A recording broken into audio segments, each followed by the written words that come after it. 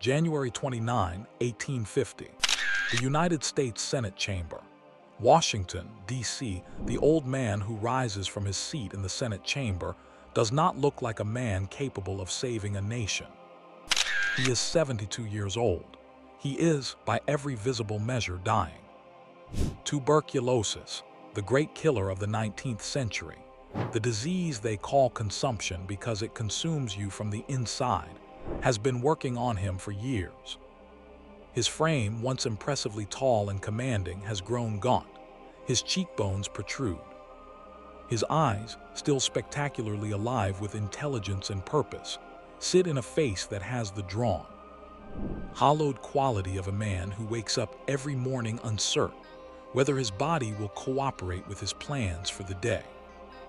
He has been away from Washington for 2 years. He went home to Ashland, his 600-acre estate outside Lexington, Kentucky, to rest, to recover, to try to rebuild whatever reserves of physical strength a body spent in 50 years of public life can still produce. His friends told him to stay home. His doctors told him to stay home. His wife, Lucretia, the woman he has loved for more than half a century, told him to stay home. He came back anyway, because the country is, once again, about to come apart. The crisis this time is the aftermath of the Mexican-American War, the vast territorial windfall that has given the United States California, New Mexico, Utah, and the entire American Southwest. Gold has been discovered at Sutter's Mill. California wants statehood. And the question that has haunted American politics since the founding, the question that he has spent 30 years trying to defer through the power of compromise, has erupted again with a violence that threatens to be terminal. The question, as always, is slavery. California wants to enter the Union as a free state. The South refuses to accept another free state without a compensating slave state. Texas is threatening to seize New Mexico by force. The District of Columbia's slave market, visible from the windows of the Capitol, has become a rallying point for Northern abolitionists. Slaveholders are demanding a federal law requiring Northerners to return escaped slaves. And beneath all of it, like magma beneath a thin crust of stone, is the foundational question that the constitutional architecture of 1787 was designed to avoid directly answering. Can a republic built on the proposition that all men are created equal also be built on the labor of 4 million human beings who are the legal property of other human beings? The Senate is paralyzed. The House is paralyzed. President Zachary Taylor, a war hero with no political experience and no appetite for the kind of patient, painstaking legislative architecture that this moment demands, is making it worse with blunt talk about the South having no right to disunion. Calhoun is dying in the Senate chamber, so ill that his speech will have to be read for him by a colleague. Webster is preparing the speech of his life, a speech that will cost him everything. And Henry Clay, who should be in Lexington, who has no business being in Washington in any condition to lead anything, has come back. He has a plan. He calls it the omnibus, a single package, a comprehensive compromise that asks every side to give up something, and in return, gives every side something it can live with. California as a free state. New Mexico and Utah organized as territories where slavery is to be decided by popular sovereignty. Texas given federal assumption of its debt in exchange for surrendering its territorial claims on New Mexico. The slave trade, not slavery itself, the trade abolished in the District of Columbia. And a new, stronger fugitive slave law to give the South the enforcement mechanism it has demanded for decades. On January 29, 1850, he stands at his Senate desk, fighting for breath, and presents his compromise to the nation. He speaks for 2 hours. The galleries are packed. Senators from both sections lean forward in their chairs. The speech is not brilliant oratory. Clay's famous oratorical fire has been dimmed by age and illness, but it has something more valuable than fire. It has the authority of a man who has spent 50 years learning, with painful precision, exactly how much this country can hold together and exactly how much it cannot. He looks out at his colleagues and says, "I believe from the bottom of my soul that this measure is the reunion of the Union. I know this. I have seen enough of passion and strife to know that in this union alone is the salvation of us all. The omnibus bill will not pass as he designed it. His body will not allow him to see it to completion. The final compromise will be assembled and passed by someone else, a younger man, Stephen Douglas of Illinois, who picks up the pieces of Clay's broken package and routes them through Congress separately, one bill at a time. But the compromise of 1850 passes, the Union survives, the crisis recedes. Henry Clay has done it again. He does not live to know whether it will hold. He dies 2 years later, in a hotel room in Washington, still in office as a United States Senator from Kentucky. His body finally exhausted by the tuberculosis that even his iron will cannot overcome. He is the most consequential legislator in American history. He is the man who invented the model of American political compromise, the idea that a nation as vast, as diverse, and as fractiously free as the United States can survive only through the continuous, painful, imperfect work of finding the terms on which people who disagree about everything fundamental can still live in the same country. He is also the man whose compromises, brilliant as they were, bought the country time it ultimately could not use. The slavery question, which he spent 40 years managing, deferring, negotiating around, and temporarily resolving, was never actually solved. It was postponed.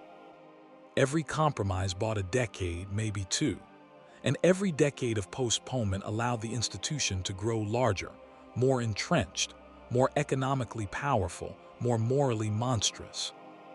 When the Civil War finally came 9 years after his death, it killed 620,000 Americans. Was he the man who saved the Union? Yes. Was he the man who made its destruction inevitable? That question is harder, and the honest answer is, possibly yes, that too. This is the story of Henry Clay, the great compromiser, the war hawk, the founding father of the Whig Party, the 5-time presidential candidate who never reached the White House, and the single most influential legislator in the history of the United States Congress. And this is his full story. Hanover County, Virginia, the boy from the SLASHES, April 12, 1777. Hanover County, Virginia. Henry Clay is born in a part of Hanover County that the locals call the Slashes, a dense, boggy stretch of lowland forest in central Virginia, where the soil is poor and the farmsteads are modest, and the distance from the Virginia Tidewater gentry is both geographic and social. The date matters. It is 1777. The Revolutionary War is 14 months old. The Continental Army is suffering through the campaigns that will lead that winter to Valley Forge.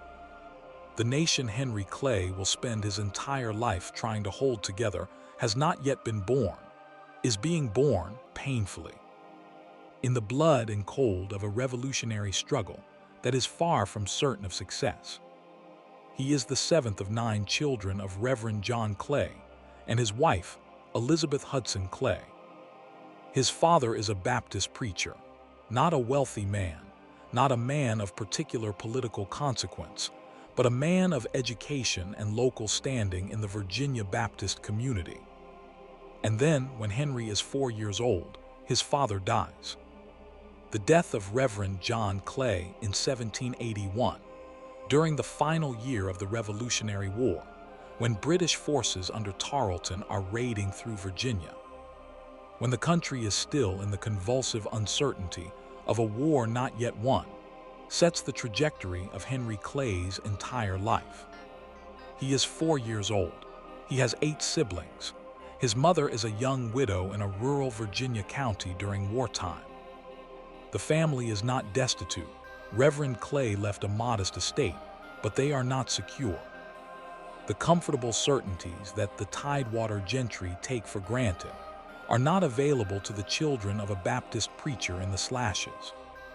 Within a few years, his mother does what widows in early America often did when circumstances demanded it. She remarries. Her second husband is a man named Captain Henry Watkins, a Virginian of somewhat better means and social position than Reverend Clay had been. Watkins, to his credit, takes an interest in his stepson. He secures for young Henry Clay a position as a clerk in the office of the Virginia Court of Chancery in Richmond, the kind of placement that, in early 19th century America, is worth more than any formal education. The Court of Chancery handles equity cases, the messy, complicated legal disputes that the common law courts cannot cleanly resolve. Working there means reading legal documents, understanding the logic of the law, absorbing, by daily immersion, the principles and procedures that govern the most consequential decisions a society makes. He works in the Chancery Court from approximately 1792 to 1796. He reads everything. He studies everything. He develops in those years the precise, systematic legal intelligence that will serve him for the rest of his life. He also comes under the influence, during his time in Richmond, of a man who changes the direction of everything. George Wythe, Chancellor of Virginia, signer of the Declaration of Independence, the man who taught law to Thomas Jefferson and John Marshall, is, in the 1790s, the most distinguished legal mind in Virginia. Clay becomes a clerk in his office. He sits at the feet of one of the founding generation's great intellects and absorbs, day after day, the philosophy of law, the theory of republican government, and the idea that a man of ability and energy could, through the law, serve not only clients but the republic itself. Wythe sees in Clay exactly what we can see from this distance: a young man of exceptional intelligence, great personal magnetism, and an ambition so intense it practically vibrates. He takes him seriously. He teaches him not just legal procedures but legal philosophy. Clay is admitted to the Virginia bar in 1797. He is 20 years old. And then he does something that defines his character more completely than any political decision he will ever make. He goes west. Kentucky, the making of a Westerner, 1797. Lexington, Kentucky. In 1797, Lexington, Kentucky, is the largest city west of the Allegheny Mountains. It is called, with the mixture of boosterism and genuine pride that characterizes frontier towns everywhere, the Athens of the West. It has a newspaper, a university, a thriving commercial district, and a social scene that combines the rough egalitarianism of the frontier with the aspirations of Virginia gentry who have transplanted themselves to the Ohio Valley. Henry Clay arrives in Lexington with his Virginia bar license, a letter of introduction, a head full of Wythe's legal philosophy, and essentially nothing else. He is 20 years old. He knows no one.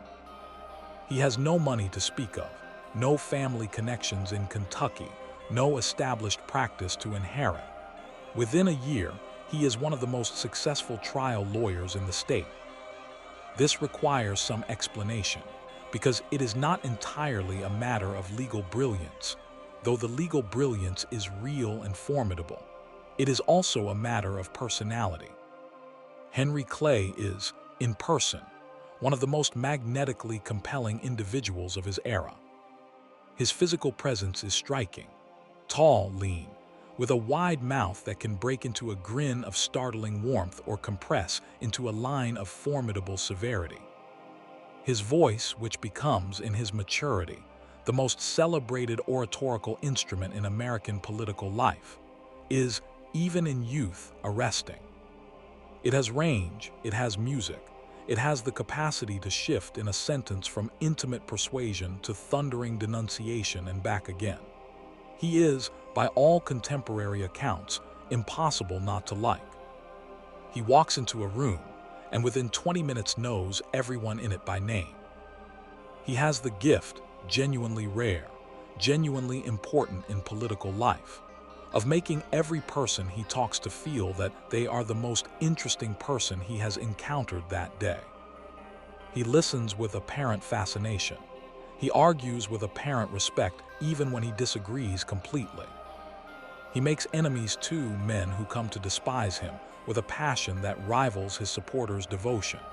But even his enemies generally concede that he is, in person, almost irresistibly charming. He also has no interest whatsoever in pretending to be more virtuous than he is. He drinks. He gambles, cards, horses, anything with odds. He enjoys the company of women, not always in ways that strict puritanical morality would endorse. He stays up late and sleeps in late, and treats the conventional rules of respectable behavior as guidelines rather than requirements. He earns in Lexington the nickname Prince Hal, the reference to Shakespeare's wayward prince, Prince Henry of Monmouth, who spends his youth in taverns and low company before transforming himself into the warrior king Henry V. The comparison is apt on multiple levels. Clay's wildness is real. He genuinely loves drinking and cards and the raucous sociability of the frontier. But it is also calculated at some level as performance. He understands, instinctively, that in the rough-edged democracy of Kentucky in the 1790s, a man who is known to be comfortable in a tavern, as well as a courtroom, has political capital that a man of purely rectitudinous propriety can never match. He is always both the Prince Hal of the taverns and the Henry V of the courtroom. In 1799, he marries Lucretia Hart. The marriage is the great personal stability of his restless life. Lucretia Hart is the daughter of Thomas Hart, one of the most prominent and prosperous men in Lexington, a land speculator and merchant whose family connections span the upper tier of Kentucky society. Marrying Lucretia does not hurt Clay's social and political ambitions, it secures them. But to reduce the marriage to a social calculation would be to miss what every account of the Clay household consistently conveys. This was a genuinely happy marriage, a genuine partnership. That lasted 53 years until Clay's death. Lucretia is not a public figure. She is not a political hostess in the manner of Dolly Madison. She is, by temperament and preference, a private woman devoted to her children, her household, her garden, and her husband. She dislikes Washington. She dislikes political life. She almost never accompanies Henry to the Capitol, preferring to manage Ashland and raise their 11 children. Yes, 11, while her husband spends 9 months of the year in Washington arguing about the future of the Republic. She outlives him by 12 years. She never remarries. They buy an estate outside Lexington in the early 1800s and name it Ashland for the blue ash trees that cover the property. The estate grows over the years into a 600-acre plantation of genuine prosperity. Clay breeds livestock. He imports Spanish jacks, becomes passionate about horse breeding, experiments with hemp and grain cultivation. He is, by the standards of his era and class, a progressive farmer, genuinely interested in agricultural innovation. Ashland also produces something that Henry Clay, for all his complexity, never fully confronts: the labor of enslaved people. 122 human beings are enslaved at Ashland during Clay's lifetime. He buys and sells enslaved people. He profits from their labor. He calls slavery a moral evil in speech after speech, and then goes home to Ashland and relies on that evil to maintain his comfortable, gentleman farmer existence. This contradiction, and it is a profound, inescapable contradiction, runs through everything Clay does on the slavery question for the rest of his life. He is neither a pro-slavery ideologue nor an abolitionist. He is something in some ways more troubling, a man who knows better, who says he knows better, and who acts otherwise. He supports gradual emancipation and colonization, the idea that enslaved people should be freed gradually and resettled in Africa, specifically in the colony of Liberia, that the American Colonization Society is establishing. He considers himself an anti-slavery man of principle. He is not in any meaningful practical sense.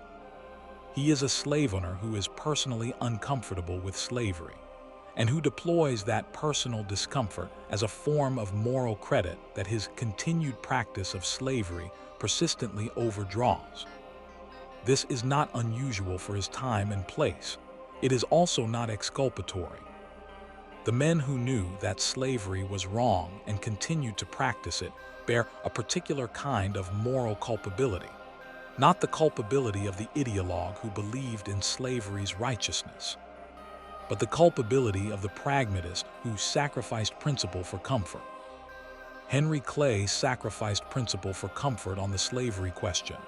He did it repeatedly across 40 years, and every time he did it, he called it compromise.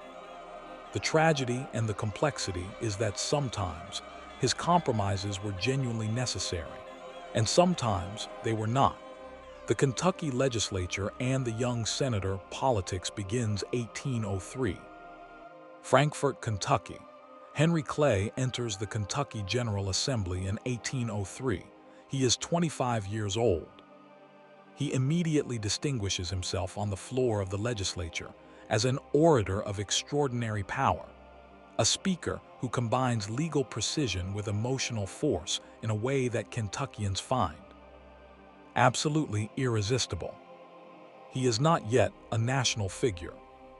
He is a Kentucky figure, a trial lawyer of great reputation, a state legislator of growing prominence, a social presence in Lexington who knows everyone worth knowing and has already established himself as a man going somewhere. In 1806, something remarkable happens. A vacancy opens in the United States Senate, not an elected seat, but an appointed one to fill a temporary gap. The Kentucky legislature appoints Henry Clay. He is 29 years old. The Constitution requires senators to be 30. Clay is constitutionally ineligible to serve in the United States Senate. He takes his seat and serves anyway. Nobody raises the age objection with sufficient force to remove him. It is a perfect introduction to the way Henry Clay will operate for the next 46 years, moving faster than the rules intend, using charm and force of personality to occupy spaces that the formal structure has not quite authorized, betting that what he brings to a position will justify any irregularity in how he arrived at it. He serves his brief Senate term, returns to Kentucky, continues his legal practice, and in 1811 wins election to the United States House of Representatives from Kentucky's Lexington district. He arrives in the House of Representatives in November 1811.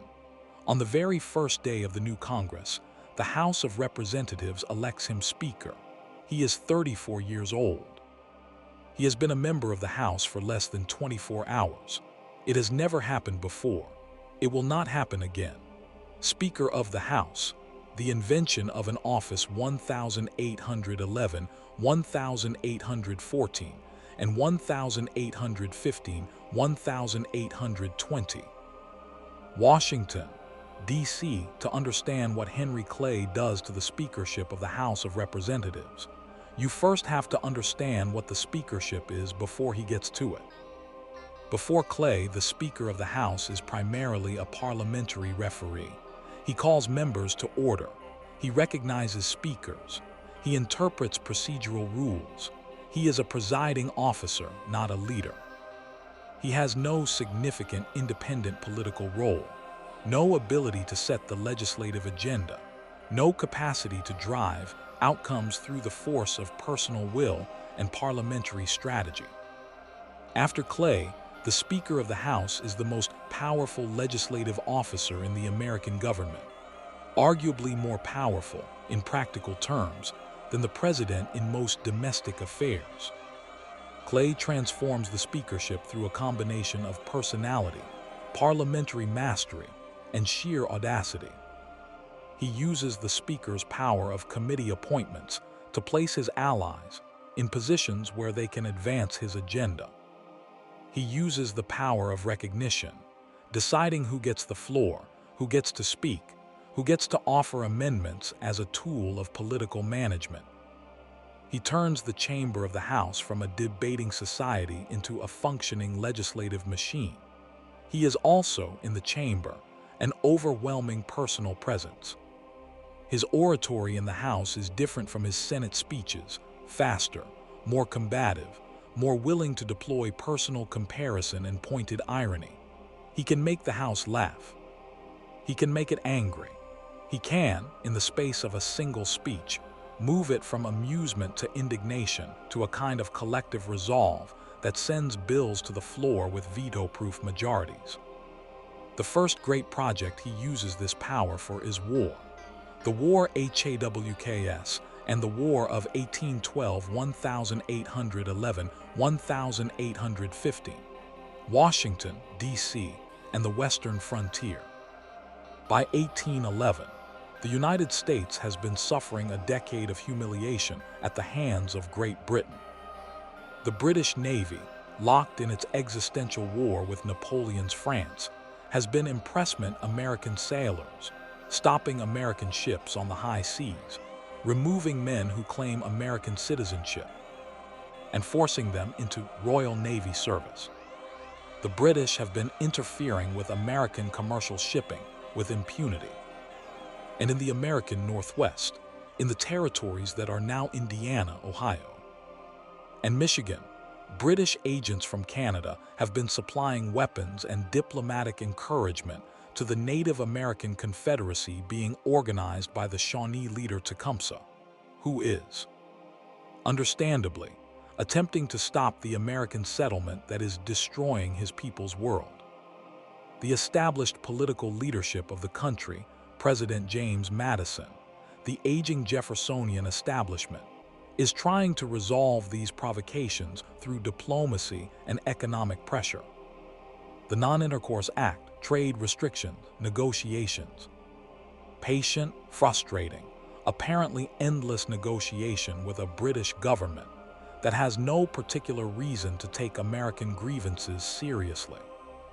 Henry Clay and a group of young congressmen from the South and West, the frontier regions most directly affected by the British-supported native resistance and most inflamed by the nationalistic, pride wounded by the impressment issue, have no patience for any of this. They want war. Clay and his allies, including John C.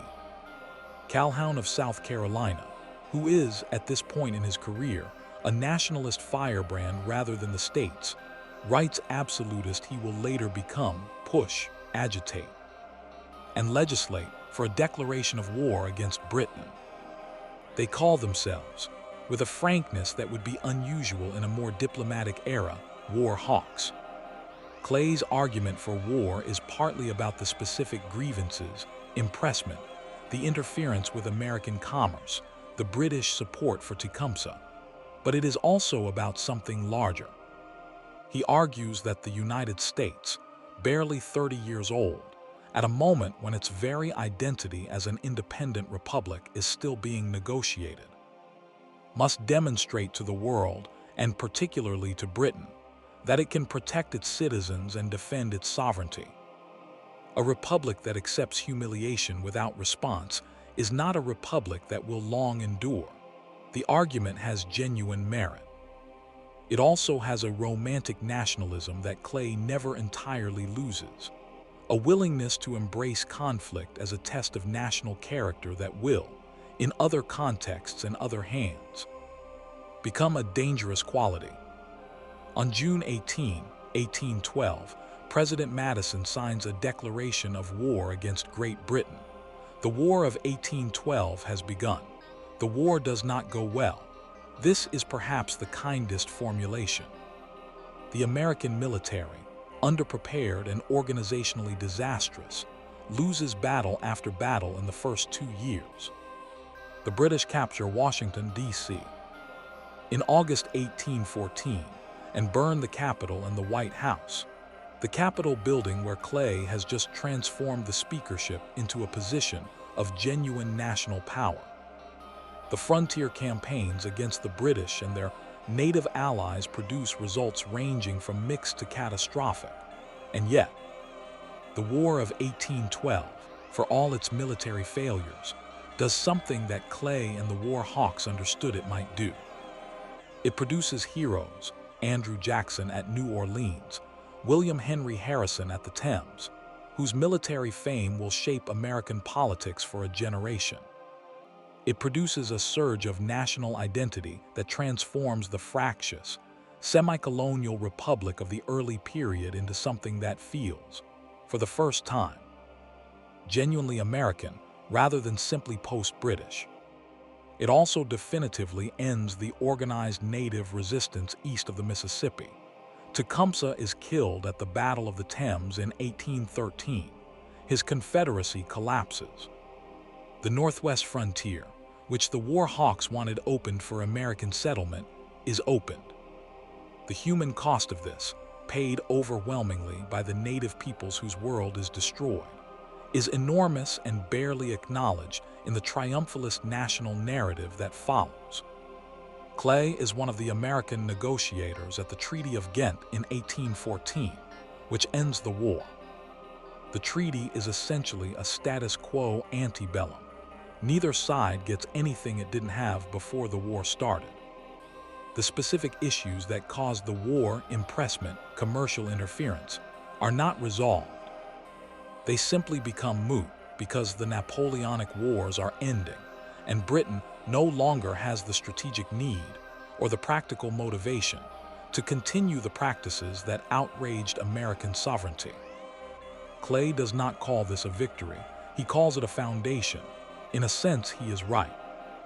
The post-war period, the era of good feelings under President James Monroe, is a period of genuine national expansion, economic growth, and political consolidation.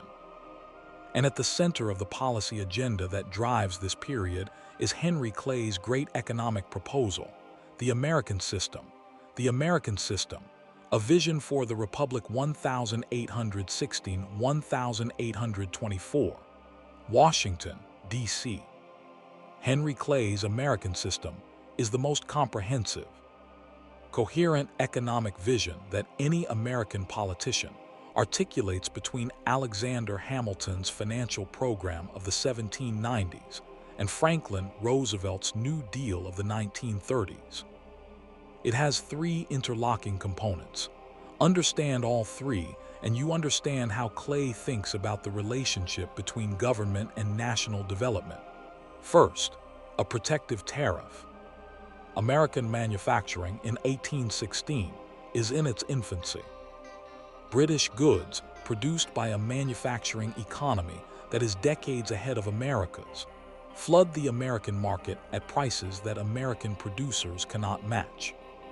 Clay argues that the United States will never develop the industrial capacity it needs to be genuinely independent, economically as well as politically, unless domestic manufacturers are protected from British competition while they grow strong enough to compete. The tariff is not, in Clay's conception, a permanent subsidy for inefficiency. It is a developmental tool, a temporary protection for infant industries that will, once mature, compete on their own terms. The logic is straightforwardly nationalist. A country that produces its own manufactured goods is less dependent on foreign supply chains, more resilient in wartime, and more capable of sustaining the diversified economic development that long-term prosperity requires. Second, a national bank.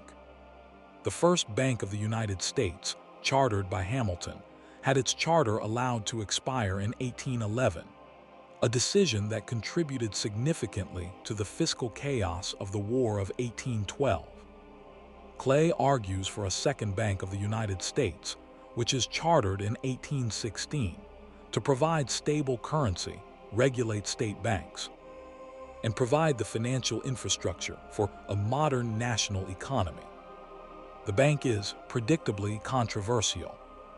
It is attacked from both ends, by state banks that resent federal regulation, and by agrarian interests that distrust centralized financial power as a tool of Eastern commercial interests. Andrew Jackson's war against the Second Bank, which dominates the politics of the 1830s, is in large part a war against Clay's American system itself. Third, internal improvements. Roads, canals, harbors, the physical infrastructure of a continental economy. Clay argues that the federal government should fund the construction of transportation links between the regions of the country, not only for economic reasons, but for political ones. A nation connected by roads and canals is a nation that can move goods, people, and ideas across distances that would otherwise enforce regional isolation and parochialism. The internal improvements vision is, in retrospect, one of Clay's most genuinely far-sighted ideas. The national road system, the canal networks, and eventually the railroads that he champions throughout his career are the physical connective tissue of the national market economy that makes the United States, by the late 19th century, the most productive economy in the world. The American system is also deeply controversial. The South hates the tariff.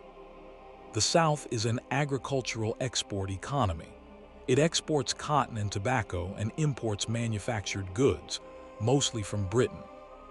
A protective tariff raises the price of everything the South buys while providing no benefit to the commodity export agriculture that is the foundation of Southern wealth.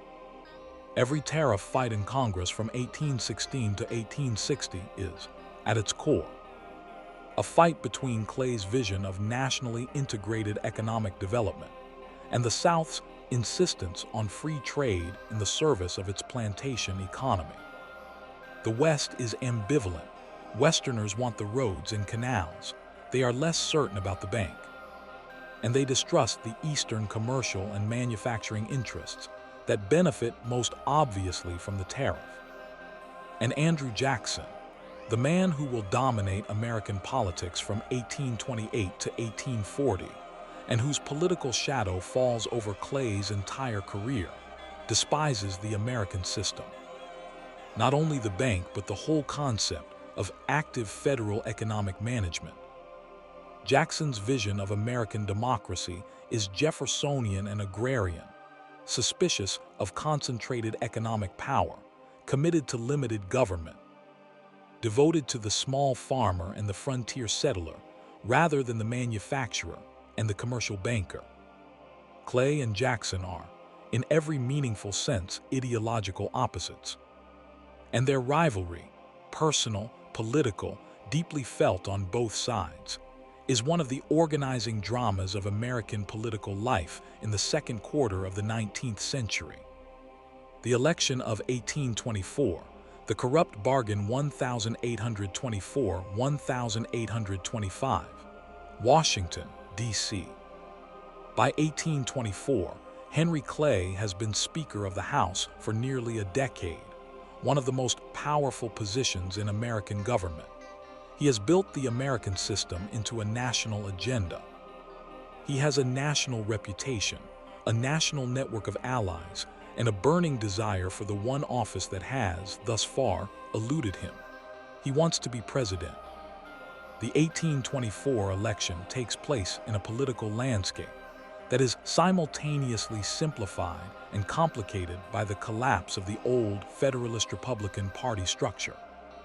There is effectively only one party, the Democratic Republican Party, and within it, four major candidates are competing for the presidency: Andrew Jackson of Tennessee, John Quincy Adams of Massachusetts, William H. Crawford of Georgia, and Henry Clay of Kentucky. Clay is the fourth-place finisher. He wins 37 electoral votes and carries 3 states, Kentucky, Ohio, and Missouri. It is a humiliating result for a man who has spent years building toward this moment. But the Electoral College math produces no majority.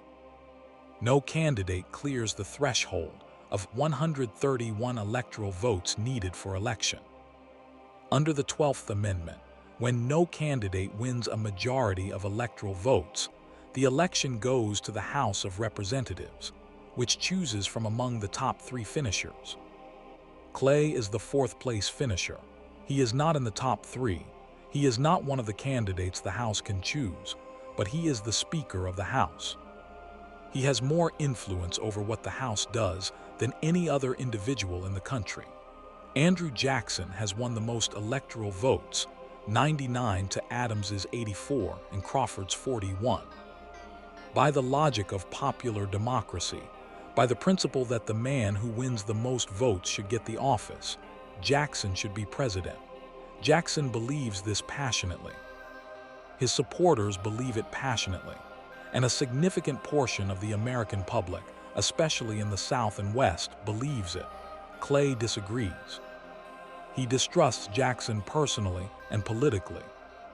He sees in Jackson, correctly, as events prove, a man whose presidency would mean the destruction of the American system, the demolition of the national bank, and the subordination of Clay's entire legislative agenda to a political philosophy that is its direct antithesis.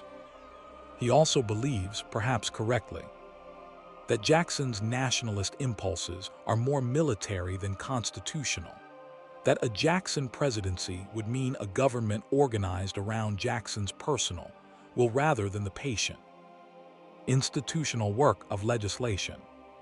Clay supports Adams. In February 1825, the House of Representatives votes to elect John Quincy Adams as President of the United States. Shortly afterward, President Adams appoints Henry Clay as Secretary of State. The reaction from the Jacksonian camp is immediate, volcanic, and from a political calculation standpoint, devastating. Jackson and his supporters declare that Clay has traded his political support for a cabinet appointment. They call it the corrupt bargain. The accusation is that Clay handed Adams the presidency in exchange for the Secretary of State position, which, in the succession pattern of the early republic, has been the standard pathway to the presidency itself. Did Clay and Adams make a specific, explicit deal? The direct evidence is ambiguous. What is certain is this: the appearance of the bargain is indistinguishable from an actual bargain, and in politics, appearances are often functionally equivalent to realities. Clay, for the rest of his life, insists that he supported Adams purely on the merits, that Adams was a better qualified candidate than Jackson, that Adams's policy positions aligned more closely with Clay's own, and that the Secretary of State position was simply a logical appointment given Clay's experience and qualifications. All of this is true. It does not make the political damage any less real.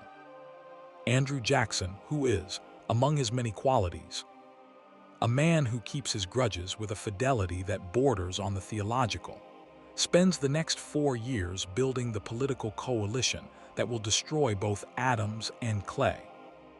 The Democratic Party that Jackson creates is specifically designed to punish the men he holds responsible for stealing the 1824 election. In 1828, Jackson defeats Adams in a campaign of legendary ferocity, personal attacks, sectional appeals, and the systematic mobilization of the expanding white male electorate that Jacksonian democracy is simultaneously celebrating and wielding as a weapon. Henry Clay, as Adams's Secretary of State, goes down with the ship. He returns to Kentucky in 1829, out of office for the first time in his adult life, politically damaged by the corrupt bargain accusation and burning with the desire to defeat Andrew Jackson. He fights a duel over the corrupt bargain accusations against Senator John Randolph of Roanoke, an eccentric, brilliant Virginia aristocrat whose personal style runs to theatrical excess, and whose political attacks on Clay are phrased with a cutting personal viciousness that honor, in the culture of the era, requires to be answered with pistols. The duel is almost comic. Neither man is seriously hurt. Clay's ball goes through Randolph's coat. Randolph fires into the air on his first shot and into the ground on his second. They shake hands. The honor of both parties is presumably satisfied. Clay goes home to Ashland, licks his wounds, and starts preparing for 1832. The Senate, the Bank War, and Andrew Jackson 1830–1837, Washington, D.C. In 1831, Clay returns to the United States Senate from Kentucky. He is 54 years old. His American system is under assault. His political future is bound up in defeating Andrew Jackson in 1832. The great battle of the next 4 years is the Bank War. Andrew Jackson hates the Second Bank of the United States. He hates it with the focused, personal intensity that he brings to all his hatreds, which is to say, absolutely and without qualification. His veto message of the Bank Recharter Bill in 1832 is one of the most remarkable documents in American presidential history. A direct appeal over the heads of Congress to the people of the United States, attacking the bank as a monopoly of privilege, a tool of foreign investors and Eastern elites, an aristocratic institution incompatible with democratic equality. The veto message is also, as Daniel Webster and Clay quickly point out in Congress, constitutionally tendentious and economically illiterate. Jackson argues that the bank is unconstitutional, despite the fact that the Supreme Court has ruled, in McCulloch v. Maryland in 1819, that it is explicitly constitutional. He argues that a president can refuse to enforce laws he considers unconstitutional even after the Supreme Court has upheld them. Clay turns the bank veto into the centerpiece of his 1832 presidential campaign. He believes, with the confident misjudgment of a man who has spent too long in Washington and too little time reading what the American electorate actually thinks, that the American public will rally to the defense of the national bank. He is catastrophically wrong. Andrew Jackson wins the 1832 election in a landslide. He carries 16 states. Clay carries 6. The popular vote is not close. Jackson interprets his re-election as a direct mandate to destroy the bank. He removes federal deposits from the Second Bank. He places them in state banks, pet banks, in the dismissive language of Clay's allies, distributed across the country. The Second Bank's charter expires in 1836 without renewal, and it dies. Clay is furious. He orchestrates a formal Senate censure of Jackson, the only presidential censure in American history, for his unilateral removal of the deposits without congressional authorization. The censure passes the Senate in 1834. Jackson is not, to put it mildly, chastened. His allies in the Senate, led by Thomas Hart Benton of Missouri, an extraordinary legislative tactician and Jackson loyalist, spend the next 3 years working methodically to have the censure expunged from the Senate record. They succeed in 1837. The page recording the censure is literally crossed out in the Senate Journal, with black ink drawn through Clay's triumph. But Clay's organizational response to the Jacksonian juggernaut is, in the longer run, more consequential than any individual battle won or lost. He founds a new political party, the Whig Party, building an opposition 1833–1840. Washington, D.C. Henry Clay does not invent the Whig Party alone, but he is its organizing principle, its intellectual architect, and its most important individual champion. The Whig Party is built in the first instance as a coalition of opposition to Andrew Jackson, national Republicans, anti-Masonic Party members, disaffected Southern Democrats, constitutional conservatives, and everyone else who, for various reasons, finds the concentrated executive power of the Jackson presidency incompatible with Republican government.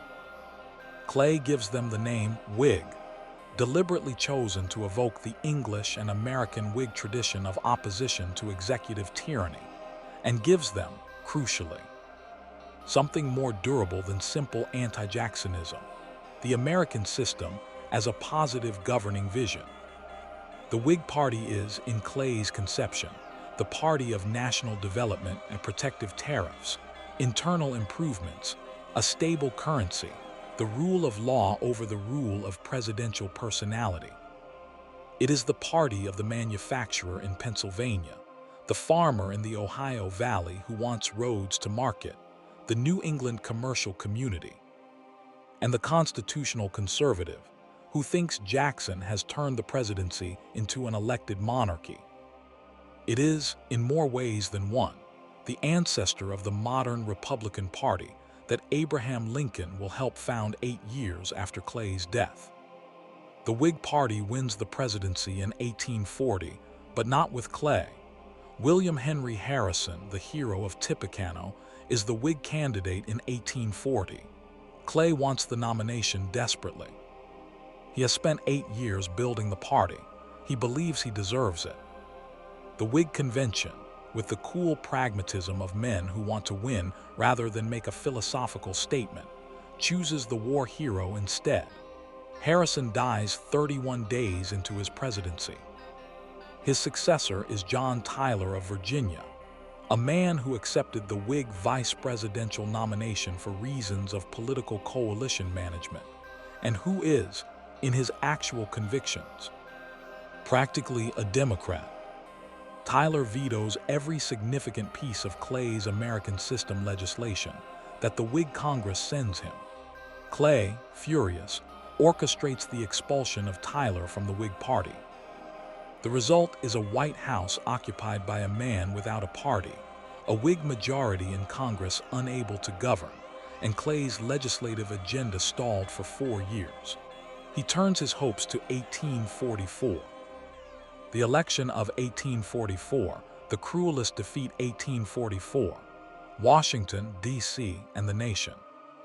The 1844 presidential campaign is the one that breaks Henry Clay's heart, if he is capable of heartbreak that goes beyond what he has already endured. He has the Whig nomination secured. His opponent is James Knox Polk of Tennessee, a Jacksonian Democrat of unremarkable personal charisma but formidable organizational discipline.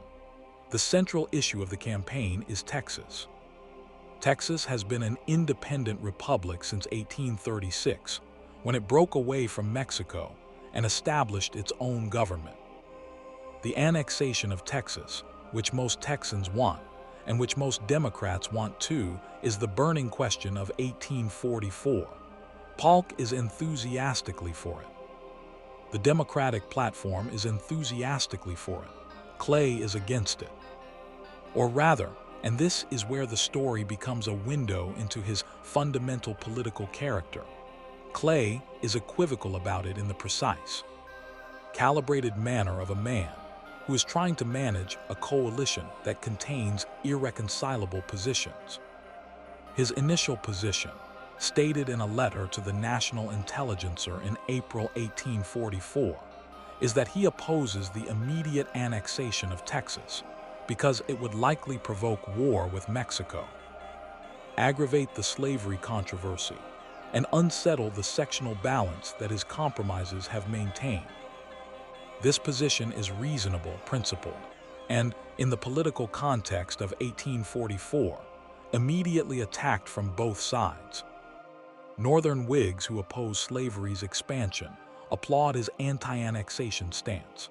Southern Whigs who want Texas furiously demand that he clarify his position. Clay, trying to hold his coalition together, writes 2 subsequent letters walking back his opposition, suggesting he would support annexation under certain conditions. implying that he is not categorically against it. The result pleases nobody and converts the election into a referendum on an issue he has hopelessly muddled. In November 1844, James Knox Polk defeats Henry Clay by a margin of less than 40,000 popular votes out of over 2.5 million cast. The Electoral College is slightly less close, 170 to 105, but the margin in the decisive states is agonizingly narrow. In New York, which Clay loses by 5,000 votes, and which would have given him the electoral majority if he had carried it, a third-party candidate, James Birney of the Liberty Party, running on an explicitly anti-slavery platform, takes 15,000 votes. Almost all of those 15,000 votes would, absent Birney's candidacy, have gone to Clay.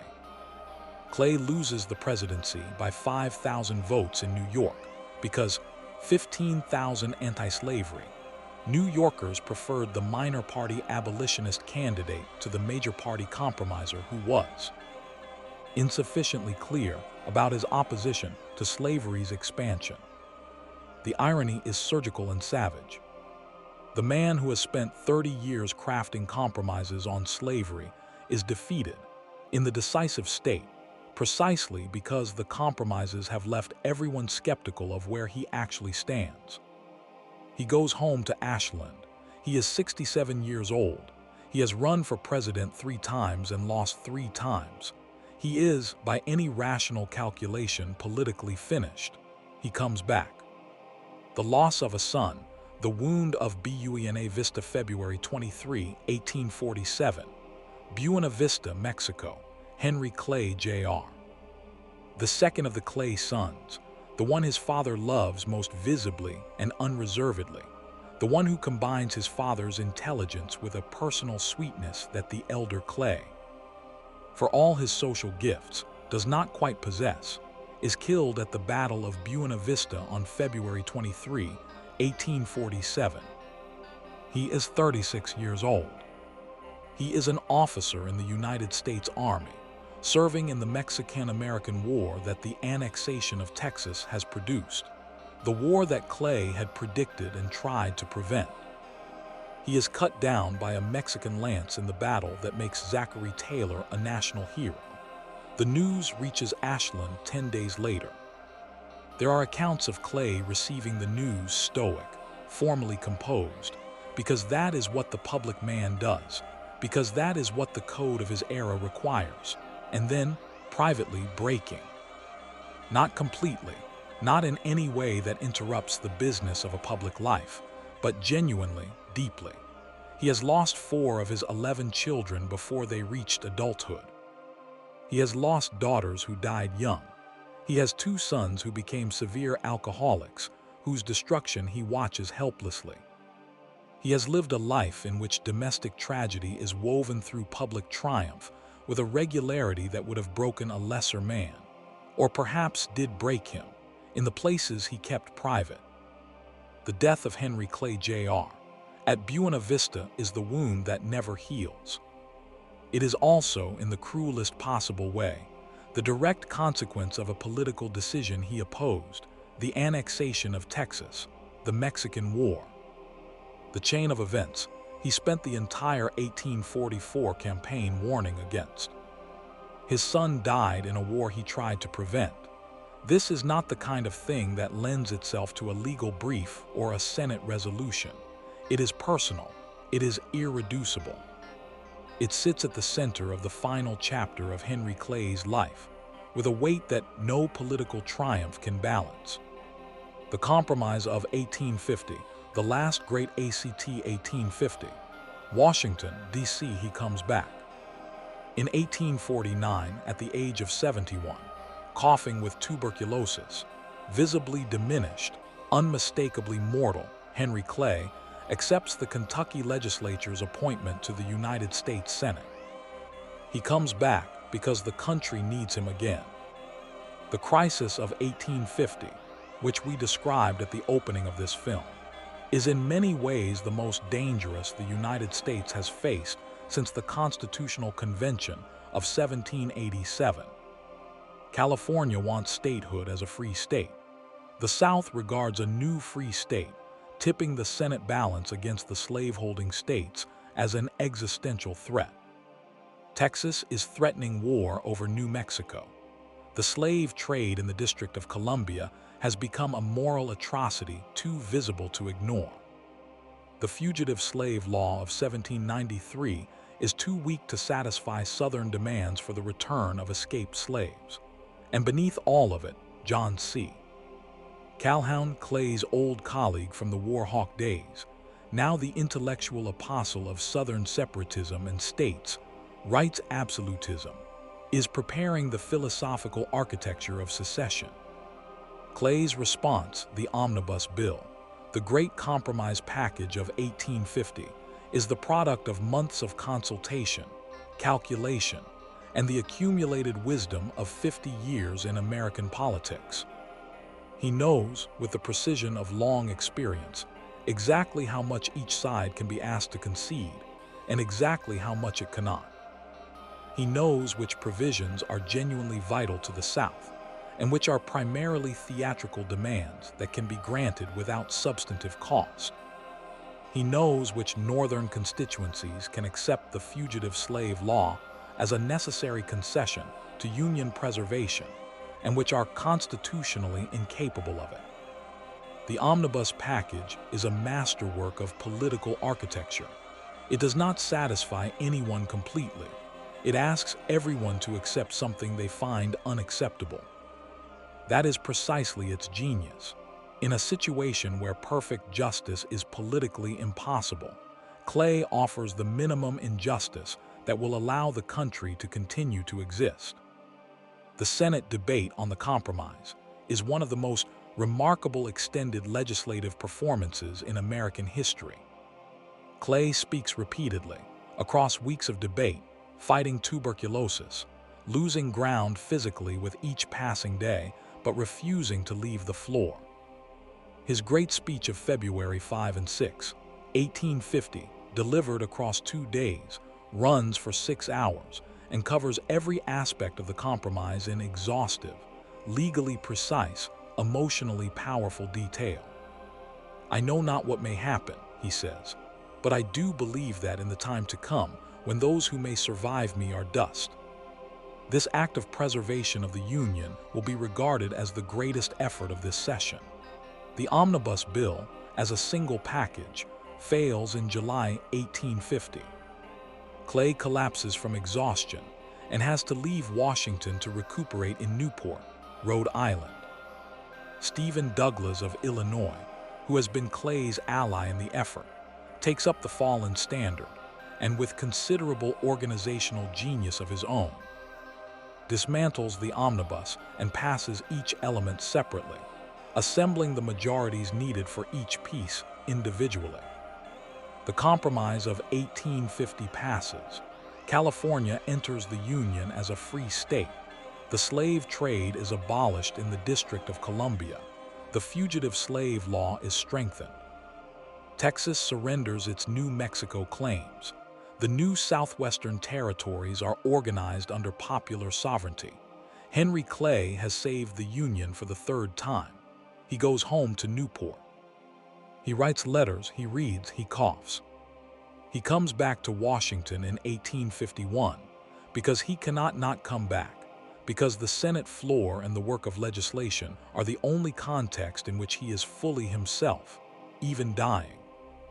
He is in his rooms at the National Hotel in Washington, where he has lived, on and off, for 40 years in the early months of 1852, barely able to leave his bed, still dictating correspondence, still receiving visitors, still arguing about politics with the few friends who can bear to see him reduced to this. On June 29, 1852, at 20 minutes past 11 in the morning, Henry Clay dies. He is 75 years old. He is a sitting United States Senator from the state of Kentucky. The great triumvirate, Clay, WBSTER, and CALHOUN, a note on the men who defined an era. You cannot tell Henry Clay's story without acknowledging the two men who stand alongside him in what history calls the Great Triumvirate, the three senators who, between them, dominate American political life from the 1810s through the 1850s. John C. Calhoun of South Carolina begins as Clay's ally and ends as his philosophical antithesis. In 1811, they are both war hawks, young nationalist hotheads pushing Madison toward the war that will define the early republic. By the 1830s, Calhoun has undergone one of the most dramatic political transformations in American history. From nationalist to states, rights absolutist.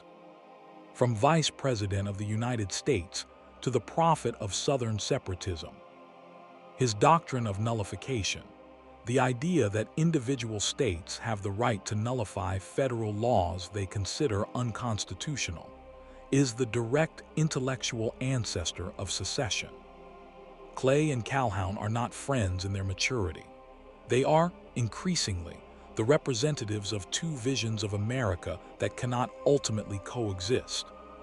Calhoun is dying in 1850 when the Great Compromise debate begins. His final speech has to be read by a colleague because he lacks the strength to deliver it himself.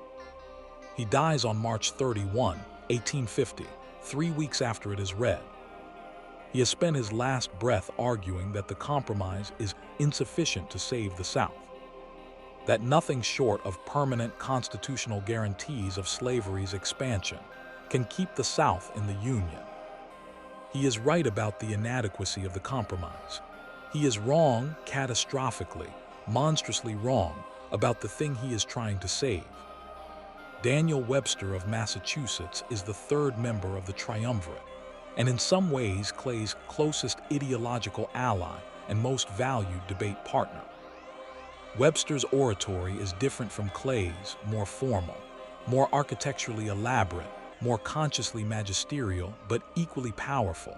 And in the Senate chamber, their combination of voices, speaking on behalf of union and nationalism, is without equal in American political history. Webster's own political career ends in the wreckage of the Compromise of 1850, his 7th of March speech, in which he endorses the fugitive slave law as a necessary concession to Union preservation, is the most controversial political speech of the era. Northern abolitionists are apoplectic. Whittier writes a poem denouncing him. Ralph Waldo Emerson says he has disgraced himself and New England. Webster's presidential ambitions, which rival Clay's in their longevity and futility, are destroyed by the speech. He dies in October 1852, 4 months after Clay. The three men, Clay, Webster, Calhoun, represent between them the three fundamental positions that the antebellum political system is trying to reconcile: national economic development and Union, Clay; constitutional originalism and national sovereignty, Webster; and states, rights and the defense of the Southern social order, Calhoun. Their 50-year conversation, conducted partly in Senate speeches, partly in backroom negotiations, partly in duels and accusations and broken alliances, is the definitive political drama of the age between the founding and the Civil War. When all three are dead by October 1852, something goes out of American political life that is not replaced. Their successors, Douglas, Seward, Chase, Davis, are talented men. None of them has what Clay, Webster, and Calhoun had: the moral authority that comes from having been present at the creation, from having lived the Republic's first 50 years as participants rather than inheritors. The legacy, what the compromises cost, and what they bought the reckoning every generation of historians and political thinkers that has examined Henry Clay's legacy has had to wrestle with a fundamental paradox. The compromises worked. That is, each of them in its specific moment did what Clay designed it to do. The Missouri Compromise held the sectional peace for 30 years.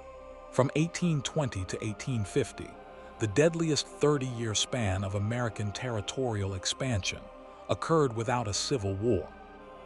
The Compromise Tariff of 1833 resolved the nullification crisis without South Carolina following through on its secession threats. The Compromise of 1850 bought another decade, a decade that, as Clay believed and hoped, allowed Northern population and economic growth to accumulate the overwhelming advantage that ultimately made Union victory in the Civil War possible. Abraham Lincoln, who called Clay his beau ideal of a statesman, who read Clay's speeches as a young man in Indiana and Illinois, who modeled his own early political positions on the American system, who adopted Clay's free labor ideology as his own, Lincoln understood this. He understood that the time Clay's compromises bought was not wasted time. It was the time in which the North's economic and demographic advantage over the South consolidated to the point where, when war came, it was winnable. If Clay's compromises had failed, if the sectional crises of 1820, 1833, or 1850 had resulted in immediate disunion, the United States that would have been fighting the Civil War would have been a different country. A weaker country, a country with less industrial capacity, less population, less national infrastructure, and perhaps less national will. The war, if it had come earlier, might not have been winnable by the free states. This is Clay's real legacy, not the compromises themselves, but what the compromises made possible. But there is another side to this accounting, and it must be named directly. The compromises worked by deferring, by consistently choosing the preservation of national unity over the moral demand for immediate justice, by repeatedly telling the enslaved 4 million human beings whose condition was the cause of every crisis that their liberation was less important, less urgent, less achievable than the institutional stability of the republic that held them in bondage. Every compromise gave the institution of slavery another decade to grow, to entrench, to expand its economic power, its political influence, and its cultural hold on the southern states. Every decade of expansion meant more enslaved people, more families separated at auction, more children born into bondage, more suffering on a scale that the accounting of national politics can barely contain. Clay's moral position on slavery, gradual emancipation, colonization. The idea that the problem would eventually resolve itself through some gentle managed process that disturbed no one's property rights and required no one's immediate liberation, is the position of a man who is more afraid of disruption than he is committed to justice. It is a position that, across 40 years of adherence, allowed slavery to grow from perhaps 1 million enslaved people at the time of the Missouri Compromise to nearly 4 million at the time of his death. This is the moral weight that sits on the other side of the legacy scale. Henry Clay saved the Union multiple times. He helped give the North the time and the strength to win the Civil War when it finally came. He inspired Abraham Lincoln, genuinely, directly, in ways that shaped Lincoln's political philosophy and legislative vision. He also, through the mechanism of compromise, helped give slavery the time it needed to become the monster that required 620,000 deaths to destroy. Is he a hero? Is he a villain? Is he the greatest compromiser in American history, or the man whose compromises made the Civil War more terrible than it had to be?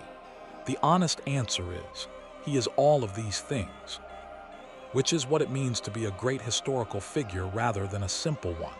The Death and the Mourning, A Nation Greves, June 29, 1852, Washington, D.C. When Henry Clay dies at the National Hotel in Washington on the morning of June 29, 1852, the response is unlike anything the country has witnessed for a private citizen. President Millard Fillmore closes all executive offices, the cabinet suspends operations, Congress adjourns, the Supreme Court recesses. On July 1, 1852, Clay's body lies in state in the rotunda of the United States Capitol, the first American ever to receive that honor. Senators and representatives, dignitaries and ordinary citizens file past his casket in a procession that lasts through the night. Then the body makes its journey home to Kentucky. By steamboat and rail, across more than 1,000 miles of American landscape, the train carrying Henry Clay's body travels from Washington toward Lexington. At every stop, Baltimore, Philadelphia, New York, Cincinnati, Louisville, crowds gather, not hundreds, thousands, tens of thousands. Working people who remember that Clay was the man who fought for their factories, farmers who remember the national road and the canals, veterans who remember the war, former slaves who remember the speeches against slavery's expansion, who know, with the bitter precision of those who have survived the system Clay claimed to oppose, that the speeches were not enough, but were more than they got from most men of his station.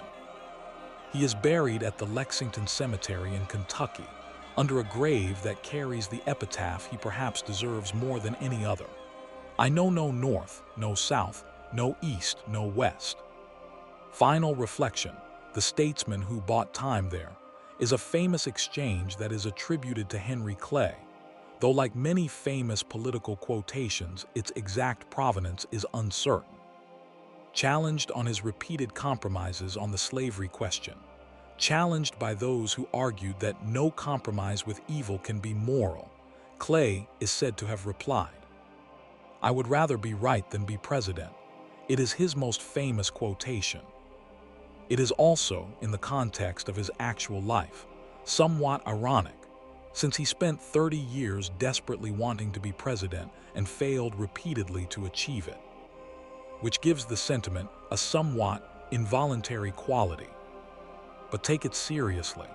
Take it as a genuine statement of how he understood his own role. He believed that being right, specifically, being right about the necessity of union, being right about the impossibility of the country surviving without the patient, painful work of compromise, was more important than the personal power he sought. The tragedy of Henry Clay is not the tragedy of a hypocrite or a coward. He was neither. He was a man of genuine courage, intellectual, physical, and in the Senate chamber, moral. The duels were real. The confrontations with presidents were real. The willingness to stand up in the Senate at 72, dying, and do the work one more time, that was real. The tragedy is the tragedy of a man whose greatest virtue, his understanding that in a democracy, the preservation of the political framework that makes change possible is worth almost any immediate cost, became, in the specific context of American slavery, the most expensive policy position in the history of the Republic. He preserved the Union, he bought the time, he inspired Lincoln. And the thing he preserved the Union around, the thing that required all that time to finally confront, the thing his compromises repeatedly shielded from the direct moral reckoning it demanded, that thing killed 620,000 Americans 9 years after he died. That is his legacy. Hold both parts of it at once. That is the only honest way to understand what Henry Clay was and what he cost and what he gave. He is buried in Lexington, Kentucky. His house, Ashland, still stands. His name is on buildings, counties, cities. There are more places named Clay in America than for almost any other figure of the founding era. He never became president. He became something more permanent, the model for what American legislative leadership can be at its best, and the cautionary example for what that leadership costs when it substitutes management for morality. The question history leaves open, the question that has no clean answer, is whether any other approach would have produced a better outcome. Whether a different set of choices made by a different man at any point in those 40 years could have ended slavery sooner and at lower cost. We do not know. We cannot know. What we know is this: Henry Clay did what he believed was right. He saved the Union more than once. He spent his last breath in its service. And when the bill finally came due for the decades of deferral, it was paid in blood by a generation he did not live to see. That is a life of extraordinary consequence and profound moral complexity. It is a life that America is still, in many ways, trying to understand. If this story stayed with you, if the gap between Clay's genuine genius and the genuine price of his compromises left you with something unresolved, that is the correct response. Hit the like button and let us know. We cover the complete story of every American president, every turning point, every moment where one person's decision changed the direction of the country. Subscribe and stay with us for the next one. And in the comments, I want your honest answer. Was Henry Clay the greatest legislator in American history? Or was his legacy of compromise ultimately more destructive than constructive? Could the Civil War have been avoided entirely? Or did Clay's compromises simply postpone an inevitable confrontation? And if you could sit across from him at Ashland in 1850 and say one thing, what would it be? Leave your answer below. See you in the next one.